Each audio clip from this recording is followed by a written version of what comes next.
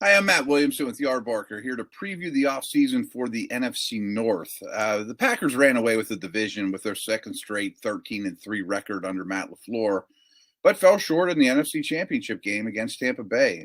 Their offense was one of the very best in the league, averaging 6.3 yards per play, and Aaron Rodgers rightfully won the MVP. Green Bay also outscored their opponents by 140 points this year. This is obviously a very strong organization and surely will be the favorite again in the NFC North next year. But they have some salary cap issues and will have a tough time really improving their roster. The Bears at 8-8 did sneak into the postseason, but were quickly eliminated, predictably. Their defense allowed zero point 0.3 more yards per play than offense could produce, and there were obvious quarterback issues here that'll be tough to address this offseason. This seems like a team in limbo, not only at quarterback, but in terms of draft capital and cap space to really better this roster. And this could also be a staff on the hot seat. The Bears are kind of in an odd place right now, especially in terms of trying to find their next quarterback.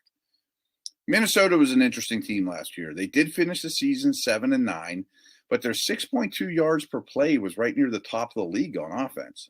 Unlike a usual Mike Zimmer team, it was Minnesota's defense that was the real problem. They allowed 6.1 yards per play on that side of the ball, which is at the bottom of the league.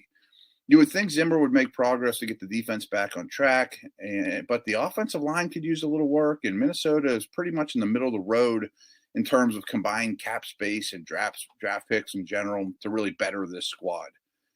How about the Lions? They handed the head coaching duties over to Dan Campbell, who brings an obvious new approach to that spot than Matt Patricia did for sure. And then quickly after hiring Campbell, Detroit traded Matthew Stafford to the Rams to help their long-term rebuild, but also got Jared Goff back in the trade. This team was abysmal last year.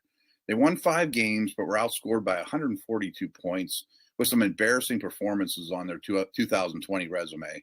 Their 6.3 yards allowed on defense was last in football. The defense needs to be totally rebuilt, but there are plenty of areas that need attention on offense as well, including maybe finding the quarterback of the future. I would guess they go with Goff this year and worry about that down the road, though.